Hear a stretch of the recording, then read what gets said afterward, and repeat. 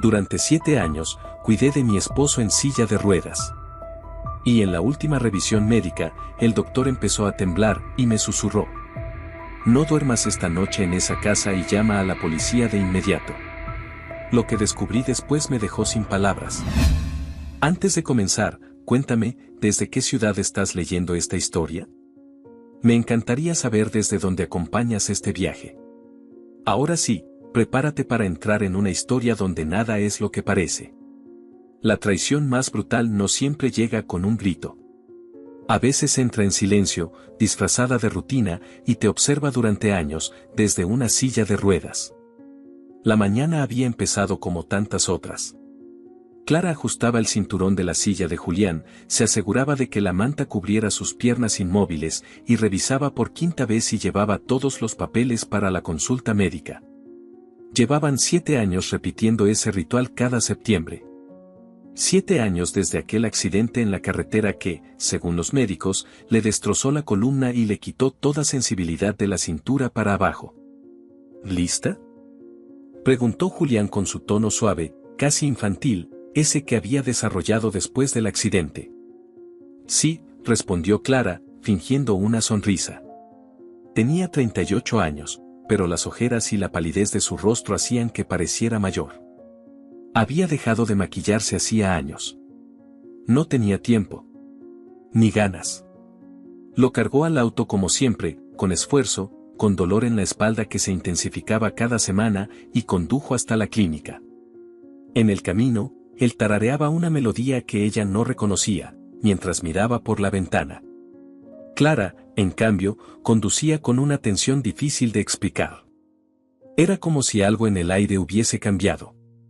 Una punzada en el pecho que no entendía, pero que no podía ignorar. En la sala de espera, mientras hojeaba sin interés una revista de salud del 2018, Clara no dejó de mirar el reloj.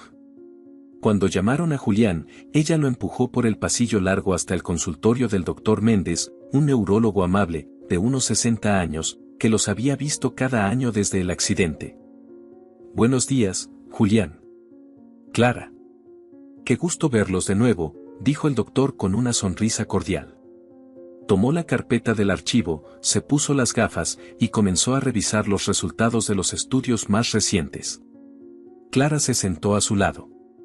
Julián, como siempre, permaneció en silencio. Sus manos cruzadas sobre el regazo, su expresión neutral. Pero algo ocurrió.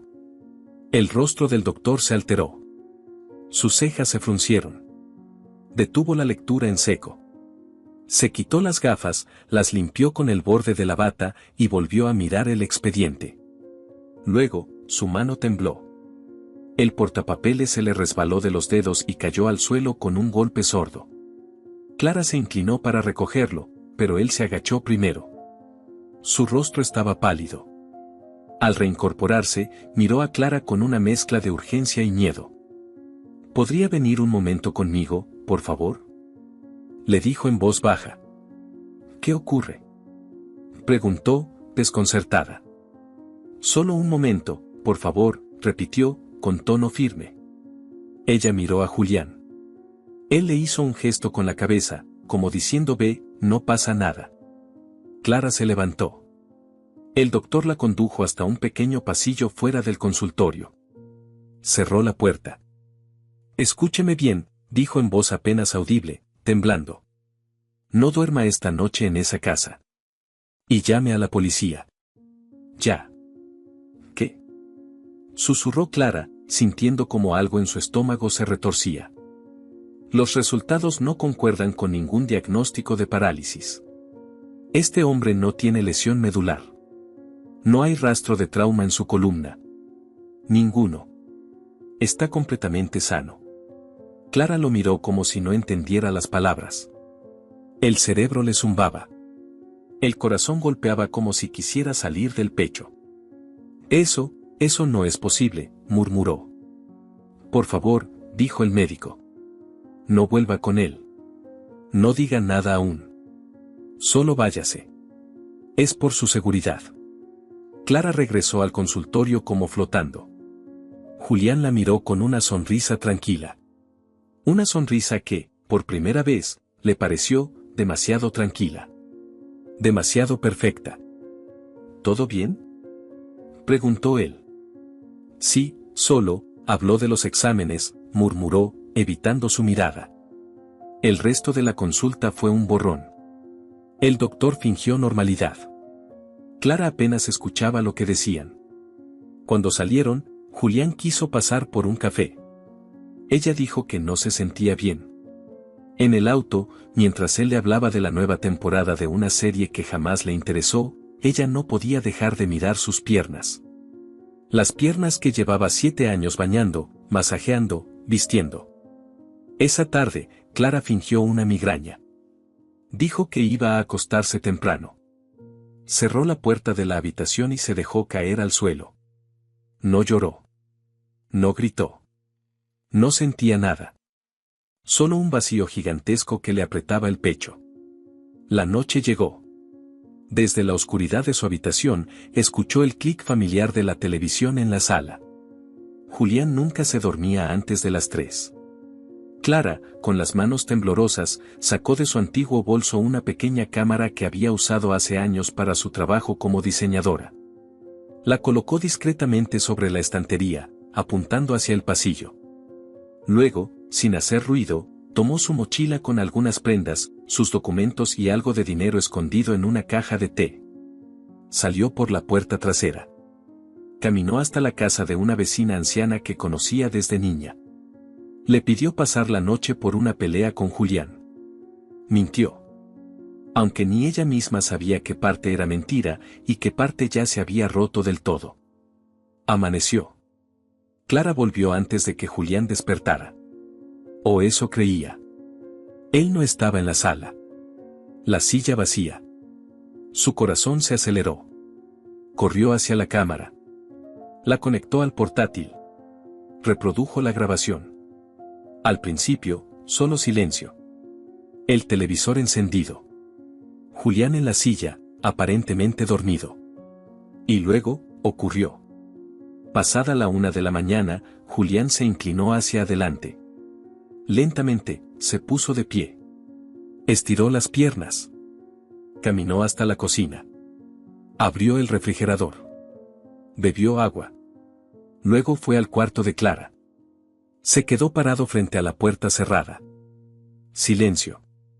Después, sonrió. Y volvió a la silla. Se dejó caer con naturalidad. Como si fuera rutina. Como si lo hubiera hecho cientos de veces. Clara dejó de respirar. El mundo se congeló. Sintió náuseas. Dolor de cabeza. Las manos le temblaban tanto que apenas podía sostener el portátil. «Estás caminando», susurró, como si dijera una maldición.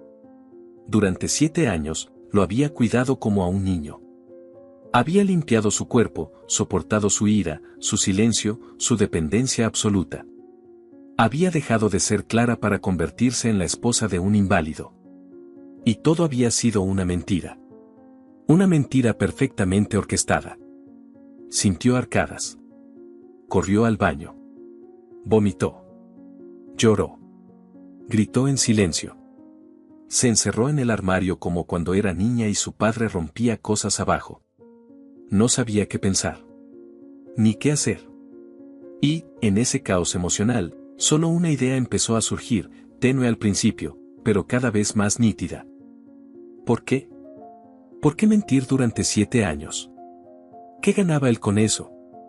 ¿Y quién más lo sabía? La cámara seguía grabando. Clara la observaba como si fuera una ventana a una dimensión paralela. Y tal vez lo era. Porque, en ese momento, Clara entendió algo que cambiaría su vida para siempre. No estaba viviendo con un inválido. Estaba viviendo con un actor. Y no tenía idea de cuántos actos quedaban por descubrir. Clara se quedó sentada frente a la pantalla durante horas, inmóvil, mirando una y otra vez cómo Julián se levantaba, caminaba, abría la nevera, se detenía frente a la puerta de su habitación. No hizo nada más. Solo se quedó ahí, como si supiera que ella estaba del otro lado. Y entonces sonrió. Esa sonrisa fue la puñalada. Había soportado años de silencios, de miradas vacías, de órdenes disfrazadas de súplicas. Todo tenía un propósito, todo formaba parte de algo mucho más grande. Y ella había sido la pieza perfecta. El recuerdo de su vida antes del accidente la golpeó con una violencia inesperada. Clara tenía 31 años cuando Julián chocó su auto contra aquel muro de piedra, volviendo de una reunión familiar. Llovía. Ella iba detrás, en su coche. Lo vio perder el control, salirse del camino, y lo escuchó gritar su nombre mientras el parabrisas se astillaba. Pasó semanas en la sala de espera del hospital, sin dormir, sin comer. Se culpó por no haber estado con él en ese auto, por no haberlo convencido de quedarse a dormir en casa de su hermana. La Clara de entonces era otra. Tenía un estudio de diseño en crecimiento, una pequeña red de clientas fieles, proyectos en camino, un círculo de amigas creativas con las que salía a exposiciones, cafés, viajes. Y, lo más importante, estaba embarazada. 7 semanas. Lo supo 2 días después del accidente. No se lo dijo a nadie. Ni a Julián, que dormía sedado y cubierto de tubos. Tampoco a su madre, ni a Laura, su cuñada, que entonces pasaba cada tarde en el hospital con café y sermones. No podrías vivir contigo misma si lo abandonaras ahora, le dijo Laura una de esas tardes, con la voz baja y afilada como una aguja. Clara había asentido sin responder. Después llegaron las terapias, los diagnósticos, la confirmación de que Julián no volvería a caminar. Y entonces la decisión. O más bien, la renuncia. Vendió el estudio. Le dejó el negocio a una excompañera de universidad por una fracción de lo que valía. A las clientas les escribió un correo agradecido y distante, diciendo que se tomaba una pausa indefinida. A sus amigas les mintió, dijo que el embarazo no prosperó. Que fue natural. Que estaba bien. Pero no estaba bien. Tomó la decisión una madrugada, sola en el baño, con las piernas temblando y un bisturí emocional en el corazón. Lo hizo en silencio. No por cobardía, sino porque pensaba que era lo justo. Que traer una vida al mundo en medio de ese caos sería condenarla. Y Julián nunca lo supo. Nunca preguntó por qué ya no hablaban del bebé. Nunca volvió a tocar el tema. Ni una sola vez. Clara lo interpretó como respeto. Hoy lo veía como indiferencia. O peor aún, conveniencia. Una semana después del aborto, Julián le pidió que se mudaran a la casa de sus padres. Clara aceptó sin discutir. Allí comenzó la verdadera prisión. Primero fue la rutina, medicación, fisioterapia, limpieza, comidas blandas, pañales, cambio de sábanas. Después, el aislamiento. Tus amigas no entienden por lo que estás pasando, le dijo Laura una vez, con voz compasiva. Solo te llenan de ruido. Clara dejó de responder mensajes. Se volvió invisible para quienes la conocían. En las redes, su última publicación fue una foto de la cama del hospital. Julián dormía. Ella lo miraba. El pie de foto decía, el amor verdadero no abandona. Con el tiempo, las frases de Laura se volvieron costumbre. Aparecía con tuppers de comida, revisaba las cuentas bancarias, organizaba las visitas del terapeuta. Yo solo quiero ayudarte, decía. Él es mi hermano. Y tú eres como una hermana para mí.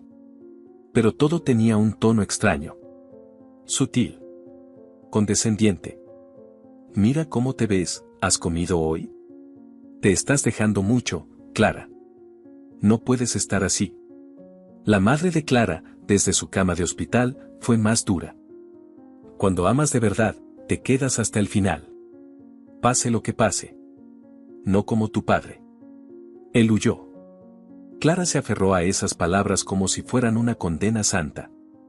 No se fue. Nunca se fue. Pero en retrospectiva, todos esos gestos que entonces parecían compasión, hoy le parecían vigilancia. Control. Durante los primeros 3 años, Clara le hablaba a Julián como si todavía fueran pareja. Intentaba mantener viva la chispa. Planeaba pequeñas celebraciones. Le leía libros. Veían películas juntos. Pero él estaba cada vez más distante. Más apagado. No hubo caricias. No hubo deseo. Ni una sola vez. Entiéndeme, decía él, bajando la mirada. No me siento hombre. Clara lloraba en silencio. Se sentía egoísta por necesitar contacto. Por extrañar el sexo. Por querer volver a sentirse deseada. Así pasaron 7 años. Y ahora, mirando la pantalla, viendo a ese hombre caminar con total naturalidad, comprendía que su vida había sido una construcción. Un decorado perfecto. Y ella, la actriz secundaria que nunca leyó el guión. Horas después, con el corazón comprimido, fue al desván. Buscó cajas viejas. Álbumes. Discos duros antiguos. Un teléfono olvidado. En uno de los discos encontró carpetas sin nombre. Una de ellas tenía grabaciones de voz. La primera era de 8 meses antes del accidente. Clara le dio play. Ella no lo dejaría todo por mí, decía la voz de Julián, en tono bajo, como si hablara consigo mismo. Pero si la necesidad la consume, si la culpa es más fuerte, se quedará. Hará lo que yo diga. Clara se quedó inmóvil. Otra grabación. Si la dejo, me quitará todo. Pero si ella cree que me necesita, jamás se irá. Sintió frío. El cuerpo entero le temblaba. El accidente. El silencio. Las terapias. Todo. Todo había sido planificado. ¿Y si no fue un accidente? ¿Y si? La puerta del desván se abrió de golpe. Clara se giró con el corazón a punto de estallar. Era Laura. ¿Qué haces aquí?, preguntó, fingiendo una sonrisa. Nada, respondió Clara, cerrando de inmediato el portátil. Laura bajó un escalón. Te ves pálida. ¿Estás comiendo bien? ¿Tienes sueño? Clara la miró. Por primera vez, la miró de verdad. Observó el tono dulce, el lenguaje suave, las manos que se movían despacio. Había algo en su voz que no encajaba. Como una canción bien ensayada. Estoy bien, mintió Clara, con una calma que no sentía. Bueno, me preocupas, dijo Laura, dando un paso más hacia el interior. Julián también. Está muy callado últimamente. Dice que no te encuentra. Estoy ocupada, dijo Clara. Laura la miró fijamente. ¿Y eso que tienes en la mano? Clara cerró el puño sobre el disco duro. Nada. Solo cosas viejas. Laura no insistió. Sonrió. Mejor que no revuelvas mucho el pasado. A veces encontramos cosas que solo hacen daño. Clara sintió el estómago hundirse. Laura bajó las escaleras lentamente. Clara respiró hondo. Luego, soltó una carcajada seca. No de alegría, sino de confirmación. Todo estaba conectado. Y ella, por fin, comenzaba a ver la obra entera. Pero lo que aún no sabía, era que Julián no era el único autor. Y no era el único actor. Clara se quedó de pie junto a la puerta del desván, sintiendo como el aire en sus pulmones se volvía denso, casi espeso. La mirada de Laura antes de bajar las escaleras, ese tono dulce y envenenado con el que le sugirió no revolver el pasado, le dejó una certeza en el cuerpo que ya no necesitaba ser comprobada. No estaba sola en esa jaula. Nunca lo había estado. Lo que por años había sentido como descuido o desinterés de los demás, era, en realidad, vigilancia. Supervisión. Manipulación medida al milímetro. Esa noche no durmió. Esperó a que Julián se encerrara en la habitación de invitados, como hacía desde hacía meses, y aprovechó para revisar su propio cuerpo como si fuera una escena del crimen. Pensó en las veces que despertó con la lengua seca, la cabeza nublada, una pesadez en el cuerpo que atribuyó al agotamiento. Recordó una mañana en la que se levantó con un dolor de cabeza tan intenso que no pudo hablar con claridad durante casi una hora. Laura le preparó una infusión. Dijo que era algo natural, que el estrés le estaba pasando factura. Julián solo la miró y dijo con calma, tal vez deberías dormir más. O dejar de pensar tanto. Recordó cómo el terapeuta insistía en lo mismo cada vez que expresaba dudas o cansancio. En las sesiones, todo se transformaba en un espejo invertido. ¿Y si el problema es tu necesidad de control, Clara? Decía él, cruzando las piernas, con ese tono que simulaba empatía. A veces, el cuidado extremo es una forma de dominio. ¿Has pensado en eso? Clara asentía. Dudaba de sí misma. Dudaba de sus reacciones, de sus emociones. Salía de esas sesiones con la sensación de ser una persona peligrosa sin darse cuenta, como si cuidar de su esposo la convirtiera en una opresora silenciosa. Hoy entendía que cada palabra había sido diseñada para que no se permitiera cuestionar nada. Ni a Julián. Ni a Laura. Ni a ese terapeuta que, según Laura, era el mejor de la ciudad. Volvió a revisar los cajones de su escritorio. Uno por uno, sin prisa, sin ruido. Abrió un compartimento que usaba para guardar recibos. Detrás de una carpeta vieja, notó una pequeña separación en el fondo de madera. Golpeó suavemente. Hueco. Con cuidado, forzó el borde con una lima de uñas. El fondo se levantó como una tapa suelta. Debajo, una libreta de cuero negro. Al tocarla, sintió un escalofrío. La sacó, se sentó en el suelo y comenzó a pasar las páginas. Lo que encontró dentro le cortó el aliento. Dibujos. De ella. Durmiendo. Cada página era una imagen de su rostro, su cuerpo bajo las sábanas, sus manos dobladas sobre el pecho, su cabello desordenado. Dibujos hechos a lápiz, detallados, obsesivos. Cada uno fechado. Uno por cada mes. 7 años. 84 en total. Todos firmados por Julián. Clara temblaba. Las fechas no coincidían con nada que ella pudiera justificar. No eran recuerdos. No eran retratos de memoria. Eran observaciones. Hechas durante la noche. Desde dentro de la habitación. Mientras ella dormía. El último dibujo era diferente.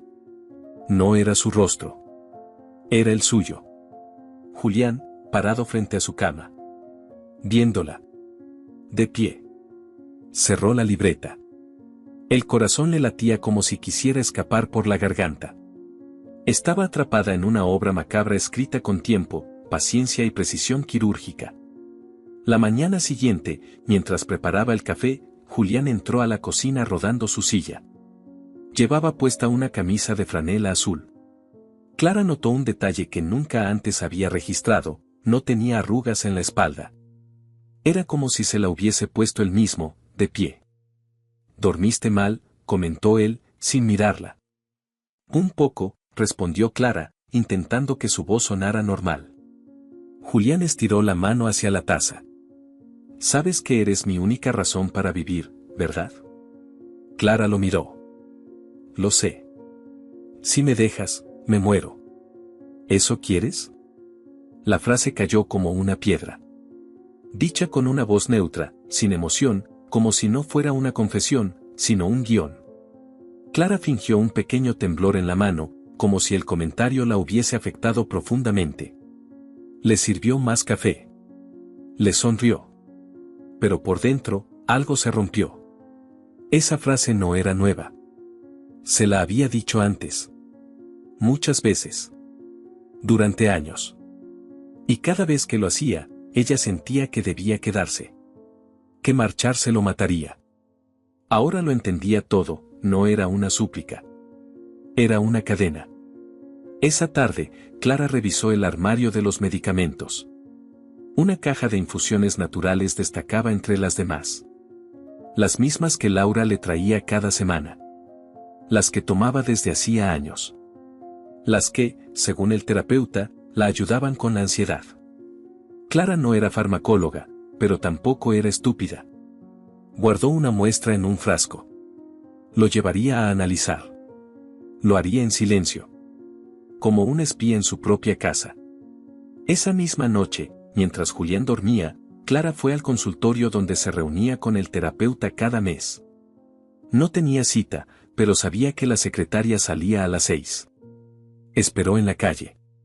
Cuando se fue, subió al segundo piso, forzó la cerradura de la oficina con un clip y entró. Sabía cómo hacerlo. Antes de dedicarse al diseño, había trabajado 3 años en restauración de antigüedades. Sabía abrir cerraduras sin hacer ruido. Sabía cómo no dejar huellas. Dentro del escritorio, encontró carpetas de pacientes. La suya era la única que no tenía apellido. Solo decía, Clara, caso especial, contacto, Laura V. Leyó los informes. Detallados. Cada sesión, cada duda que expresó, cada emoción que él consideró distorsionada. Pero había más. Correos impresos. Conversaciones entre el terapeuta y Laura. El nivel de dependencia se mantiene. Sigo reforzando la narrativa de autoculpa. No hay señales de que sospeche. Perfecto. Solo manténla inestable emocionalmente. No necesitamos que piense. Solo que obedezca. Clara tuvo que sentarse. Estuvo leyendo durante 20 minutos. Tomó fotografías con su celular. Cerró todo con cuidado. Y se fue. Esa noche no regresó a casa. Fue al auto y condujo sin rumbo. Terminó durmiendo en el asiento trasero en una gasolinera. Al amanecer, aún con el sabor del asco en la boca, volvió a su casa. Laura ya estaba en la cocina, como si supiera que ella se había ido. «¿No dormiste aquí, verdad?», preguntó con dulzura. «Fui a casa de mi tía», mintió Clara. Necesitaba pensar. «Claro. Estás agotada. Yo lo noto. Toma esto», le tendió una taza. «Es la infusión. Te va a calmar». Clara la tomó. Olió el contenido. Luego la dejó sobre la mesa sin tomar un solo sorbo. «¿Sabes qué pienso?», preguntó Clara, mirándola. «¿Qué?». Laura sonrió, inocente. «Que a veces el veneno sabe a menta». Laura la observó. Por un instante, algo en su expresión se quebró. Un microgesto. Un parpadeo fuera de ritmo. Después volvió a sonreír. «Estás muy sensible últimamente. Tal vez deberías hablarlo con el terapeuta». «Sí», respondió Clara. «Tal vez lo haga». Subió las escaleras. Entró al estudio. Abrió su portátil. Puso en pantalla todas las fotos de los documentos. Las grabaciones. Las fechas. Las firmas. Y en ese momento, Clara ya no se sentía confundida. Se sentía furiosa. Sabía que la habían drogado, manipulado, vigilado, desmantelado emocionalmente. Sabía que había perdido 7 años de su vida cuidando a un hombre que podía caminar.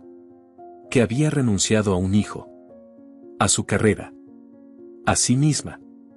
Lo sabía todo. Pero aún quedaba algo que no sabía. Algo que cambiaría el curso de lo que estaba por venir. Una noche, mientras intentaba dormir, notó que la luz del pasillo parpadeaba.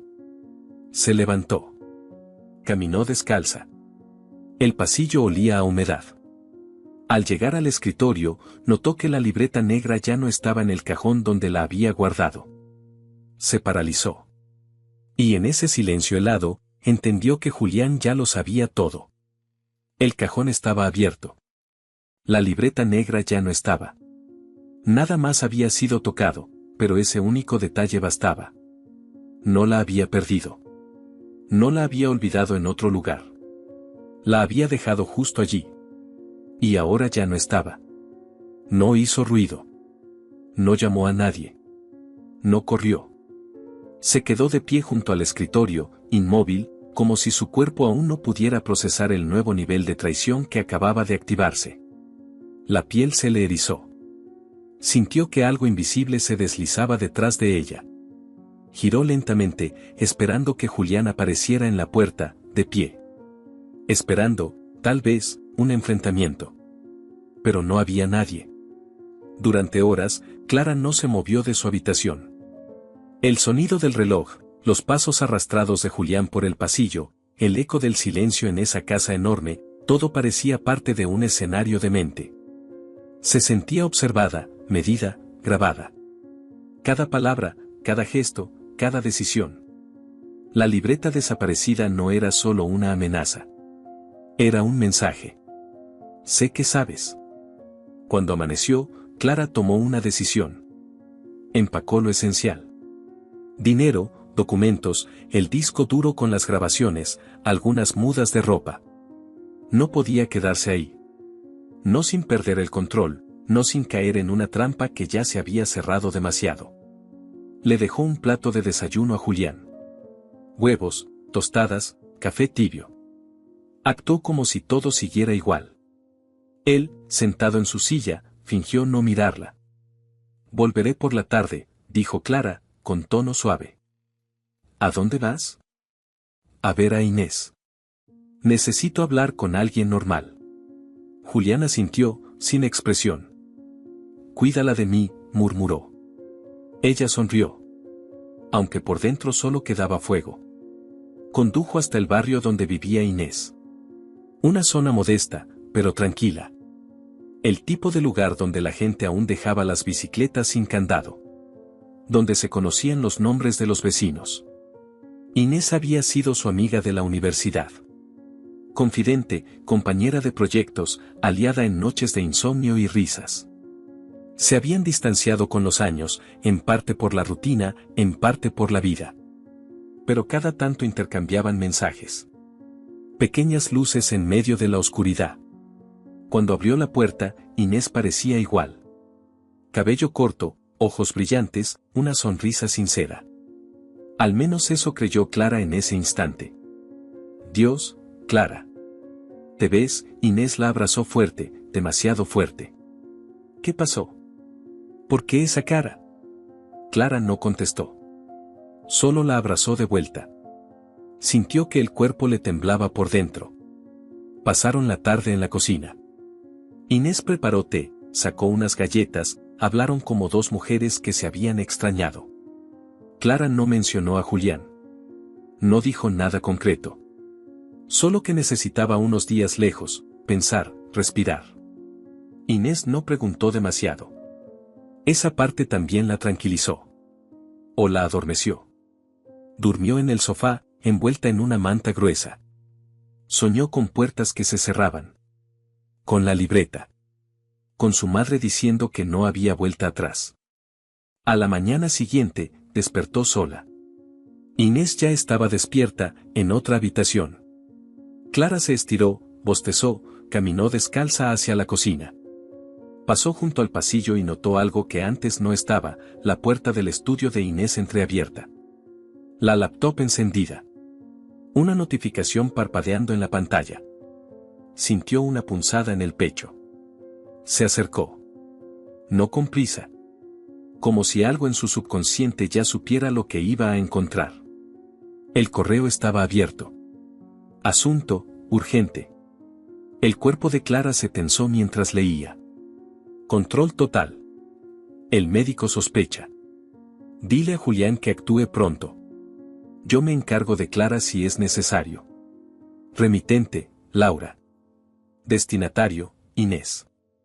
Se le cayó la respiración. Todo el aire del pecho se le fue de golpe. Era como si el piso hubiera desaparecido bajo sus pies. Como si el mundo entero hubiese sido fabricado con hilos que ella no veía. Cerró los ojos un instante. Los abrió. Volvió a leer. Se sentó. Despacio. Los dedos le temblaban. La mirada se quedó fija en la pantalla como si de pronto todo el dolor del mundo se concentrara en esas dos líneas. Inés, también. En ese momento, escuchó un clic suave. Giró la cabeza. Sobre el marco de la puerta, casi imperceptible, había una pequeña cámara. Un punto rojo. Grabando. Se puso de pie. Caminó de espaldas, saliendo del estudio. Pasó por el pasillo, cruzó el baño, entró a la habitación de invitados. Observó. Había otra cámara, disfrazada de sensor de humo. Corrió al baño. Se encerró. Tapó la boca con la mano para no gritar. No era un refugio. Era otra jaula. Otra celda disfrazada de casa. Unos minutos después, alguien golpeó la puerta. ¿Estás bien? La voz de Inés, al otro lado. Clara se miró en el espejo. El rostro descompuesto. Los ojos hinchados. Respiró. Se aclaró la garganta. Abrió la puerta. Sí, dijo con voz firme. Solo me mareé un poco. Ven, te preparo algo. ¿Necesitas azúcar? La siguió hasta la cocina. Inés no dijo nada más. Clara tampoco.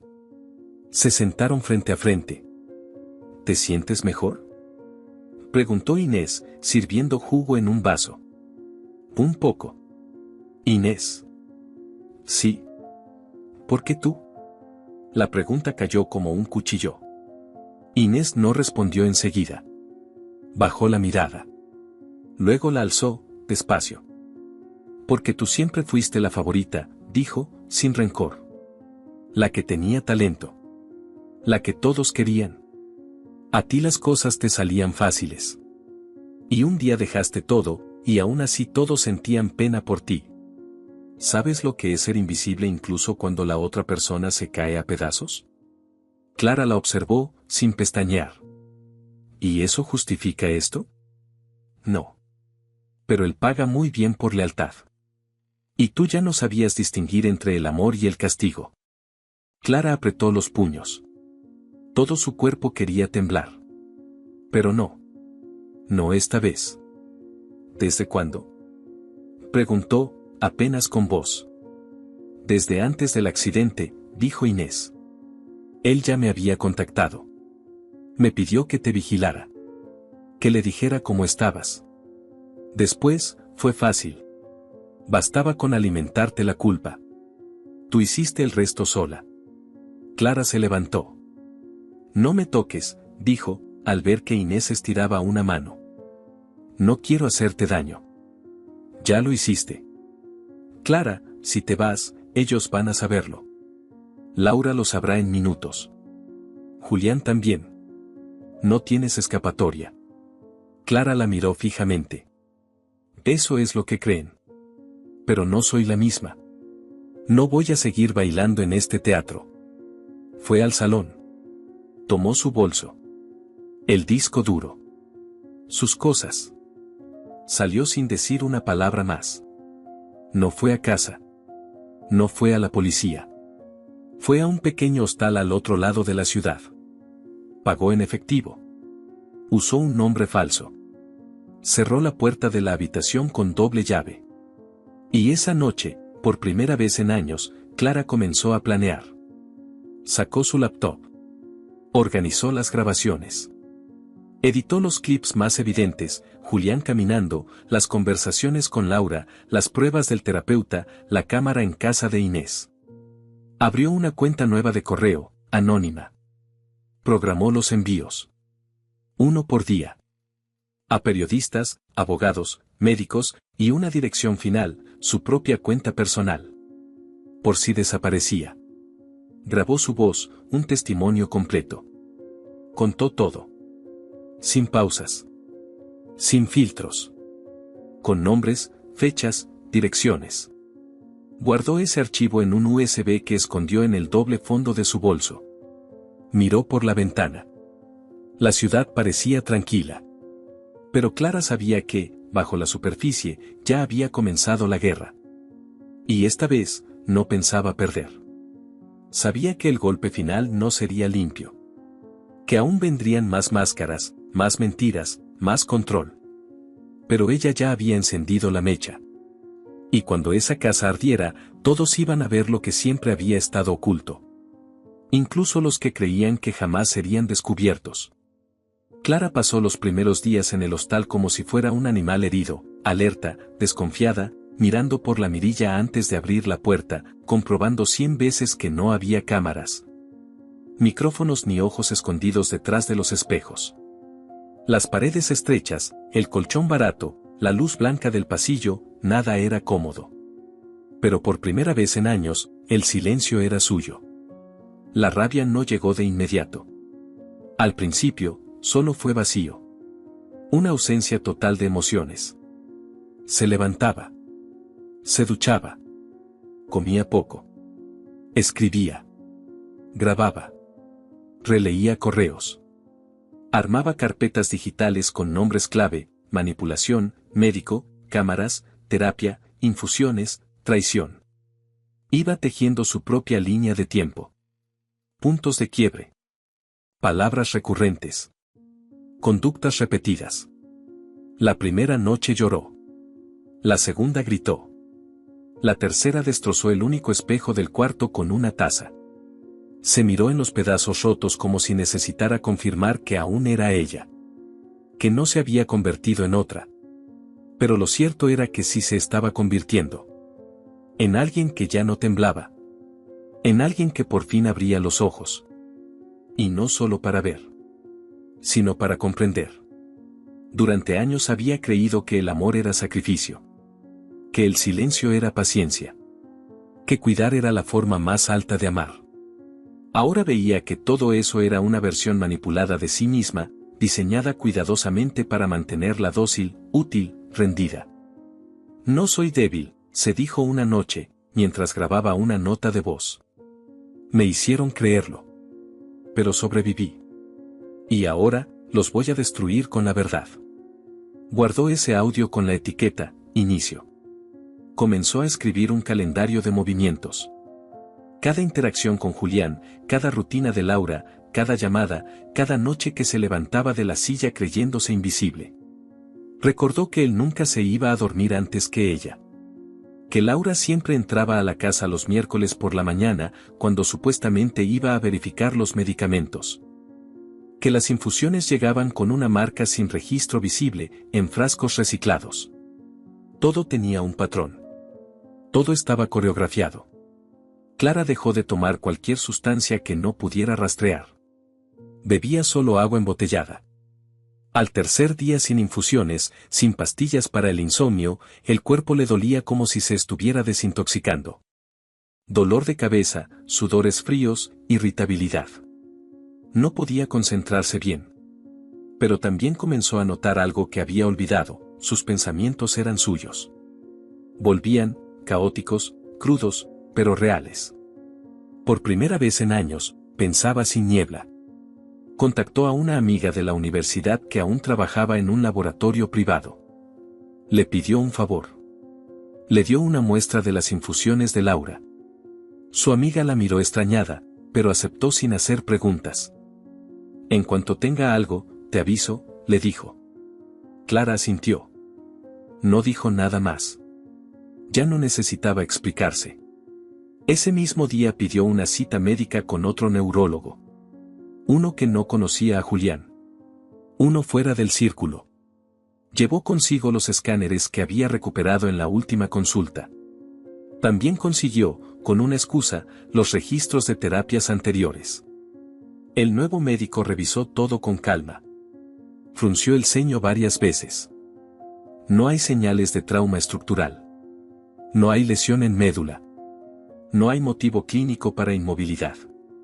Si me dices que esta persona está en silla de ruedas, Clara, te digo con toda seguridad, es una farsa. Ella cerró los ojos. Por primera vez, escucharlo en voz alta no fue un golpe.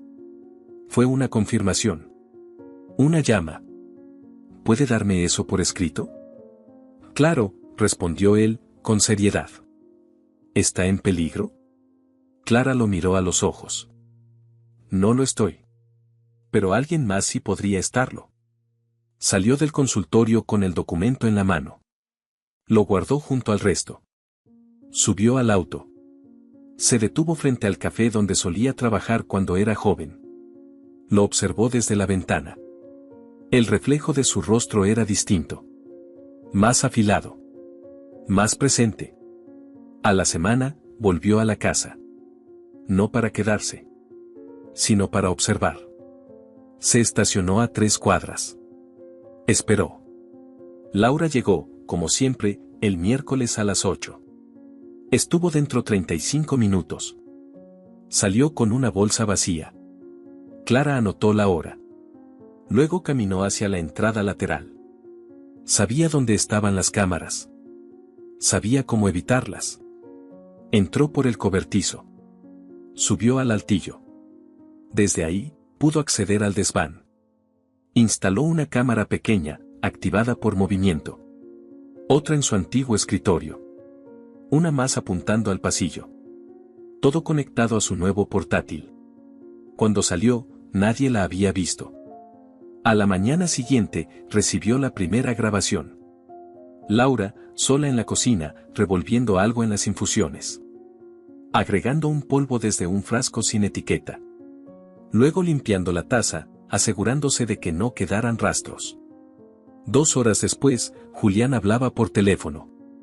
Clara apenas alcanzó a oír la voz, pero reconoció una frase. No puede irse. No aún. Está empezando a reaccionar.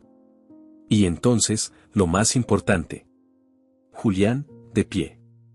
Solo, caminando por el pasillo. Hablando al espejo.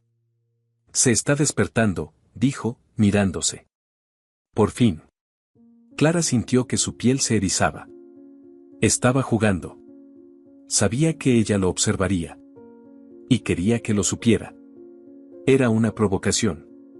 Una invitación al juego final. No respondió. No dijo nada. Solo guardó el clip. Lo marcó como prueba central.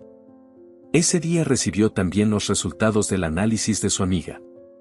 El informe decía: sustancia activa, benzodiazepina de acción prolongada en dosis subclínicas. Administrada de forma constante, puede inducir somnolencia, pérdida de concentración, inhibición emocional, disociación leve. Prohibida sin receta médica. Clara cerró el documento. Lo imprimió. Lo añadió al archivo. Todo estaba casi listo. Esa noche, mientras organizaba los correos programados, las copias en la nube, los respaldos físicos, sintió una calma nueva. No era felicidad. No era alivio. Era precisión. Frialdad necesaria.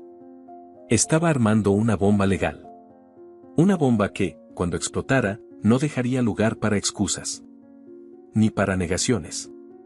Cada palabra, cada clip, cada firma, cada análisis, cada rostro grabado. Y lo mejor de todo, no tendrían tiempo para borrar nada. Programó los primeros envíos para la siguiente semana. Día por día. A personas distintas. Algunas con poder. Otras con influencia. Un par de periodistas. Un abogado especializado en violencia psicológica. Incluso un médico forense. No confiaba en la policía. Pero confiaba en el escándalo. El miedo ya no era un obstáculo. Era parte de su estructura. Como un hueso más. Volvió al médico unos días después. Quería la copia física firmada del informe. Mientras esperaba, miró por la ventana. Allí estaba. Julián. Sentado en su silla, al otro lado de la calle. Impecable. Lentes de sol. Las manos cruzadas. Mirándola. Ella no se sobresaltó. Ni fingió sorpresa. Solo lo miró. Y sonrió. Una sonrisa distinta. Fría. Precisa. Justa. En su interior, sabía que esa sería la última vez que se verían así.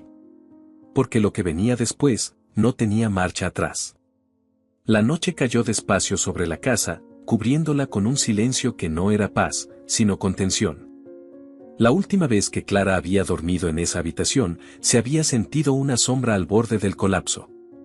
Pero esa noche, el colchón frío y la sábana apretada no le provocaban miedo. Solo preparación. Concentración.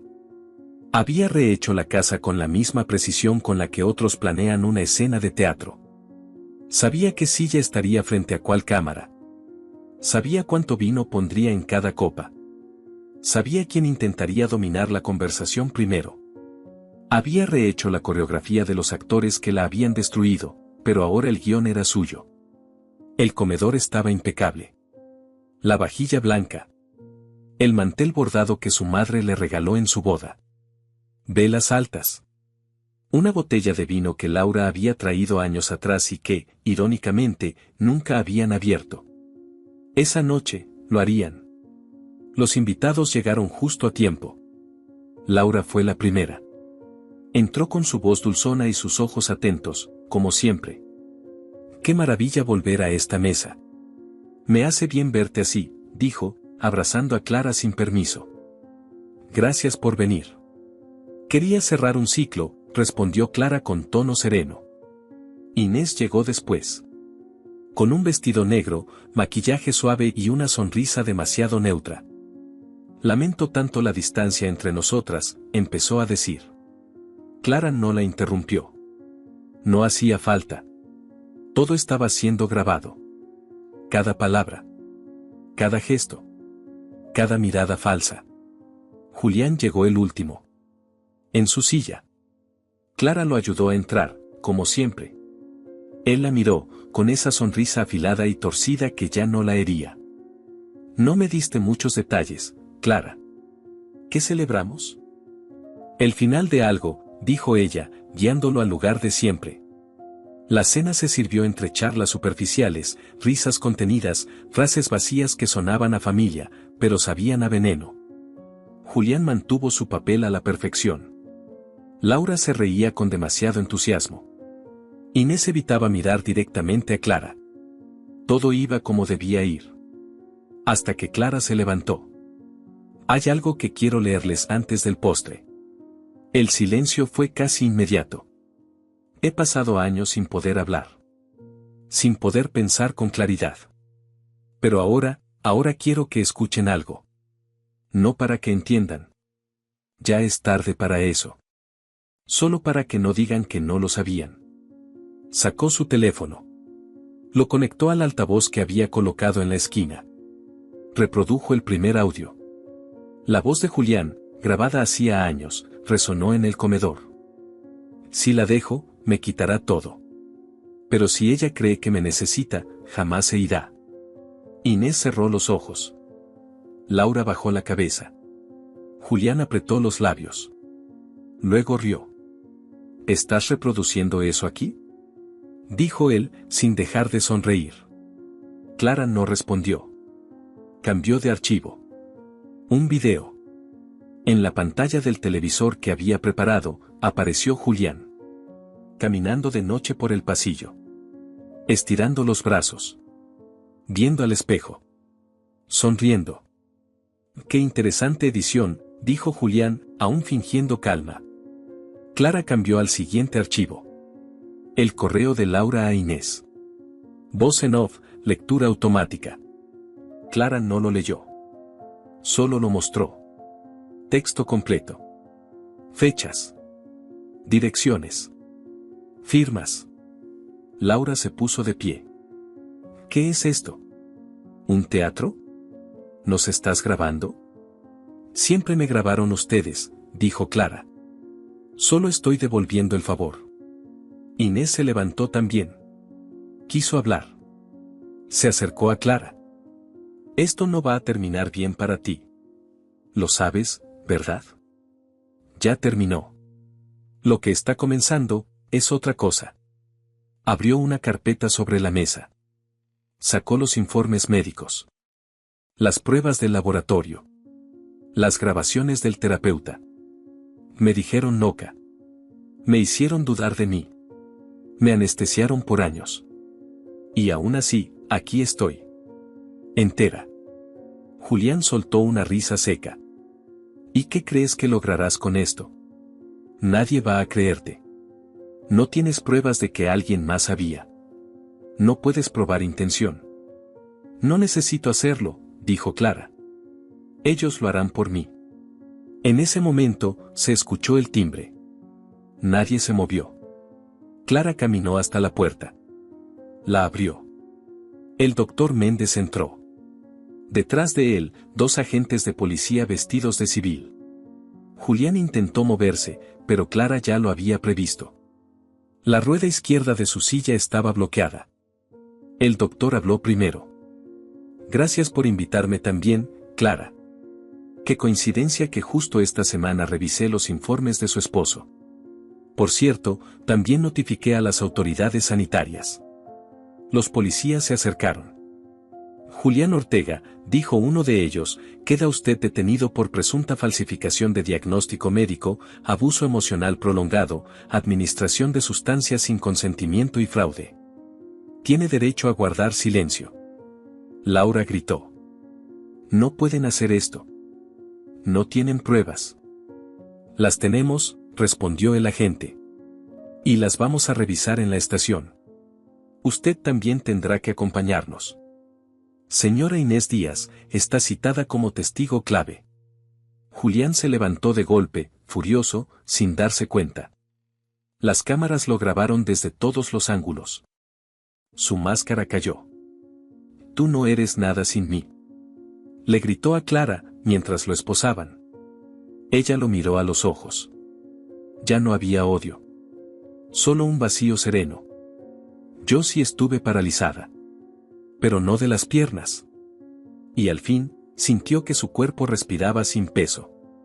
Pero justo cuando el comedor quedó vacío, cuando los gritos se apagaron y las puertas se cerraron, su celular vibró. Un mensaje, sin remitente. Solo decía. No es solo él. Nunca lo fue. Clara no se sobresaltó. Ni gritó. Tampoco respondió. Solo se quedó allí, de pie, frente a la puerta cerrada, con el celular aún en la mano, sintiendo como esas palabras abrían una grieta más profunda que cualquiera de las anteriores. Una grieta que ya no era de miedo, sino de memoria.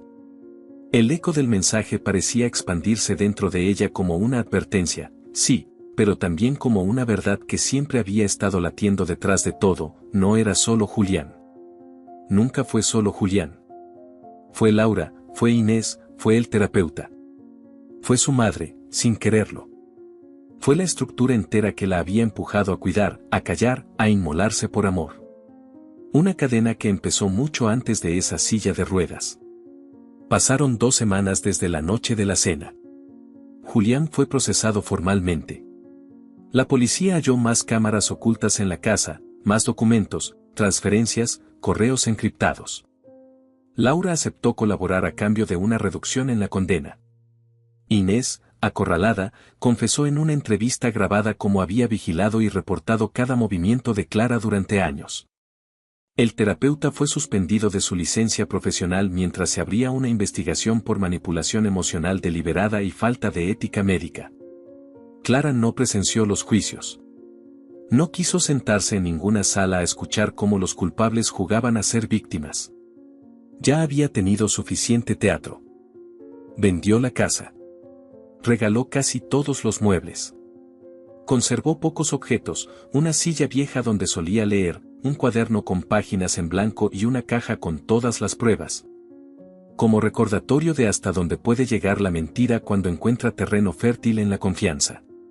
Se mudó a un departamento pequeño, frente al mar. No necesitaba más. 4 paredes limpias, una cama sencilla, una cocina estrecha, y un gran ventanal desde donde cada atardecer parecía decirle que había sobrevivido. Las primeras noches dormía poco. El cuerpo, aunque libre, aún arrastraba la memoria de la jaula. Se despertaba con el corazón acelerado, con el impulso de comprobar que nadie la observaba, que no había cámaras, que el silencio no era una trampa. Pero poco a poco, esa ansiedad fue dando paso a otra cosa. A una quietud distinta. No era calma. Era reconocimiento. Reconocerse en ese cuerpo que había sido invadido, pero también en esa mente que ahora podía pensar con claridad. Por primera vez, Clara estaba con Clara. Escribía cartas. No para nadie. Para sí misma. Para la versión de ella que abortó en soledad. Para la joven que cerró su estudio sin saber que estaba apagando su voz. Para la mujer que miraba a su esposo y le pedía ternura sin saber que dormía al lado de un verdugo. Cada carta era una despedida. A una etapa. A una mentira. A una herida. Las guardaba en una caja de madera, sin nombres. Solo con fechas. Una tarde de otoño, Clara salió a caminar. La brisa era húmeda. El aire tenía olor a sal. Entró a una tienda de antigüedades sin saber bien por qué. No buscaba nada. pero en el fondo, junto a un perchero antiguo y una radio polvorienta, lo vio. Un espejo. Rectangular, con marco de madera tallada. El cristal agrietado en una esquina, como si alguien lo hubiera golpeado y luego se hubiera arrepentido. Era casi idéntico al que había en su antigua casa, el que colgaba frente al baño donde tantas veces se miró buscando algo que la devolviera a sí misma. Lo compró sin negociar el precio. Lo llevó en taxi hasta su departamento. Lo colocó frente a la cama, apoyado en la pared. No colgó nada más. No lo adornó. Solo lo dejó ahí. Y esa noche, cuando se desvistió, se sentó frente al espejo. Miró su reflejo durante varios minutos. Vio las cicatrices. Las ojeras. El cabello menos brillante. Pero también vio otra cosa. Algo que no estaba antes. Estaba viva. A la mañana siguiente, al despertar, se acercó de nuevo al espejo. Se observó con calma, sin prisa, con la dignidad de quien ha reconstruido su cuerpo con las cenizas del engaño. Y por primera vez, lo dijo en voz alta. No soy lo que me hicieron. Soy lo que decidí hacer con lo que me hicieron. Desde entonces, lo repite cada mañana. Como un rito. Como un ancla. Como una puerta que solo ella puede abrir. Una semana después, recibió una carta. Bajo la puerta. Sin sello. Sin nombre. En un sobre blanco, sin marcas. La abrió. Dentro, una hoja. Solo una frase. La verdad siempre encuentra su camino. Cuida tus espaldas. Algunos no olvidan. Clara la leyó 2 veces. Luego volvió a mirar el sobre. Vacío. Lo dejó sobre la mesa. No sintió miedo. Ni paranoia. Sintió otra cosa. Poder. Porque ya no era la mujer que podía ser manipulada con una frase. Ya no creía en monstruos ocultos bajo la cama. Ahora los había enfrentado. Los había vencido. Y si regresaban, sabría qué hacer. Esa noche, encendió una vela. Sacó la caja de cartas. Una por una, las fue leyendo en voz baja. Algunas llorando. Otras sonriendo. Al final, solo dejó una sin abrir. La primera. La más vieja. La que escribió días después de perder a su hijo. La sostuvo entre los dedos. La miró largo rato. Y luego la rompió en pequeños trozos que arrojó por el balcón. El viento se los llevó sin ruido. Clara no miró hacia abajo. Miró al mar. La oscuridad ya no le dolía. Era parte del paisaje. Parte del viaje. No tenía prisa por volver a amar. Ni por perdonar. Ni por olvidar. Su única urgencia era seguir siendo libre. Cada día. Cada minuto. Sin pedir permiso. Ya no era la mujer de la silla del otro. Ni la cuidadora del verdugo. Ni la voz que se silenciaba por vergüenza. Ahora era la mujer del otro lado del espejo. Y si alguien la buscaba, sabría dónde encontrarla, en el reflejo de todo lo que ya no estaba dispuesta a callar. Si esta historia te conmovió, compártela con tus amigos y sé parte del cambio. Cuéntanos en los comentarios, ¿qué harías en una situación similar? ¿Desde dónde nos estás viendo? Nos encantaría saberlo. Muchas personas están pasando por situaciones parecidas. Esperamos que la voz de Clara viva en tu corazón. No olvides darle me gusta, suscribirte al canal y compartir con tus amigos y familiares como muestra de apoyo. Eso nos motiva a seguir trayendo relatos emocionantes todos los días. No te pierdas la próxima historia sorprendente que está a punto de aparecer en tu pantalla. Haz clic en los enlaces que están apareciendo ahora mismo. Tenemos una selección exclusiva de historias cautivadoras y entretenimiento garantizado especialmente para ti. Nos vemos en el próximo video. Un abrazo.